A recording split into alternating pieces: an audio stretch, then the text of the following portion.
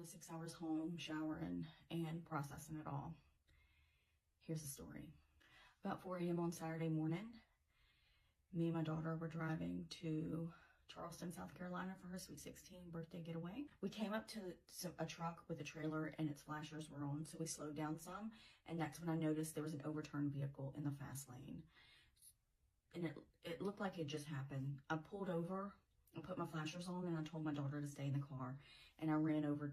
It was a van, and I ran over, and there were so many people in this van, and they were just trying to get out. And I asked if they'd called the cops, and they said, we're just trying to get out.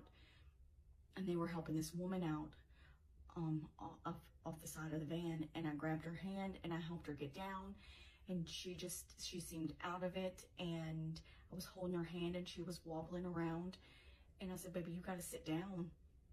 And then the next thing I know, I flew and I fell down to the ground, and it felt like something not ran over me but brushed over me.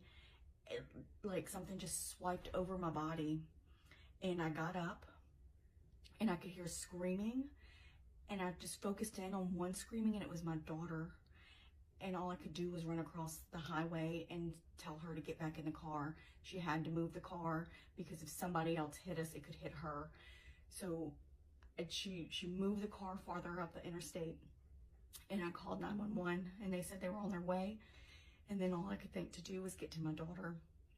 And that's all I could do in that time. And when I was walking to my daughter, we're really running.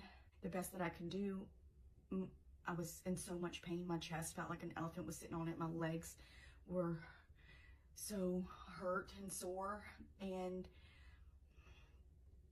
I looked up, and there was an 18-wheeler that had crossed the median into oncoming traffic, and I knew that's what hit me and ran over and brushed over me was the 18-wheeler. And my daughter's freaking out. She'd already called my husband by then and my father-in-law, and I just told her, we've got to get to the hospital. I can't breathe. It was so hard to breathe. I'm gonna post a video of the 18-wheeler after I left the hospital, driving back through to get to my husband and my son. I will not be posting the vehicle in the video because somebody did pass away. They did. And I won't be posting that for respect for their family. I'm sore, I'm bruised on the right side of my body. I'm very stiff everywhere. But I will keep you guys updated, and the video is gonna come at the end, okay? Hug your family tight. Hug your family tight.